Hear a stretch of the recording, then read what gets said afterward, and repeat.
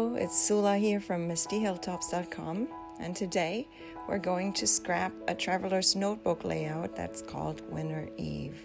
I'm going to be using the Scrapbook paper pad Winter Forest, and I'll be scrapping these two photos. So the first thing I'm doing is to watercolor the background because I want a little bit of gray to show and have a little bit of a mixed media page. So I'm just applying just some gray watercolor to the background, and as usual with the way that I'm doing these pages, I have to pay attention to perfectly align the two pages because I want the watercolor to continue and spread over both pages, and that's always the biggest challenge for me with working with a traveler's notebook style scrapbook layout that I kind of treat like one single page. So here you saw me, I put the ruler on top so because I have an idea of how wide the paper will be that I'll be using, and to make sure that I'm actually that the gray paint will actually show past the paper. You see I put the paper there and the gray would be covered by the gray paper, so I still need to go a little further and add the watercolor a little further. There you go, you can see how the gray will start showing at the bottom now and at the top, and reach beyond the paper strip that I'll be using for this.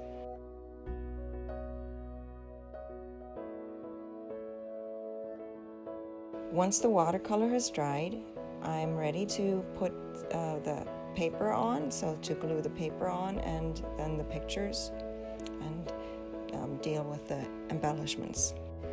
Once again, notice how the paper pad I'm working with is only 6 by 6 inches, while the traveler's notebook page size is over 8 inches wide, and so obviously the paper strip will not fit, but I deal with that by covering up the missing part with a photo.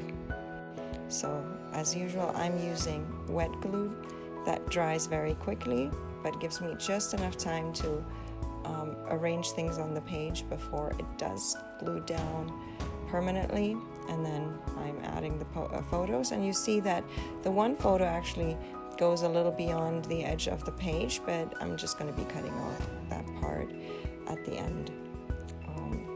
So sometimes it's nice if a photo looks like it goes beyond the page actually.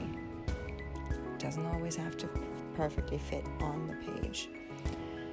So then comes the part of the embellishment. This is a stamp that I then fussy cut, this little hut, the little cabin that you see there. I fussy cut and then colored with some colored pencils. And then the alpha is, or the title was die cut, because I realize I prefer die cut to stickers, because when you have sticker sheets then you have all these leftover letters or missing letters and all that, and with die cuts it's just easy. You cut the title or the word that you want, and there's no waste of paper. For me, resources are sparse.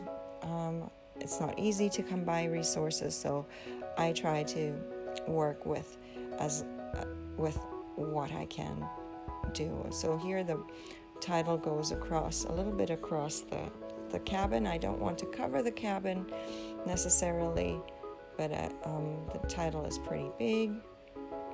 And then that's the title part of this. And then I have to decide where to put the paper strips. I have made these word strips myself using my just word processing software on my computer, typing up some words and then printing them. Some of the words have a colored background that matches the paper pad, and then I just cut out the word strips, and it makes good additional embellishment my pages, and it's an easy way to add embellishments. When you don't have embellishments, here it's very difficult for me to get my hands on ephemera and just things that to embellish. I have to make most of my embellishments myself because I can get paper pads, but I can't easily get embellishments. So here's where I'm deciding where to exactly put that little stamp there, and I decide to put it over there, and then add a few more word strips there. I still need to stamp and then fussy cut another part of the title, that is Winter Eve. I realized it was not enough just to have winter there. It was a little boring, and so here I'm putting down the word Winter Eve. And that's that. Now all I'm left to do is to cut apart the 2 pages, and for that I turn it around because there I have the line, and then here I cut off the photo, and there we have the finished layout. Here are some more close-ups, and I hope you enjoyed this video. Give it a thumbs up if you do, and please consider subscribing. Bye!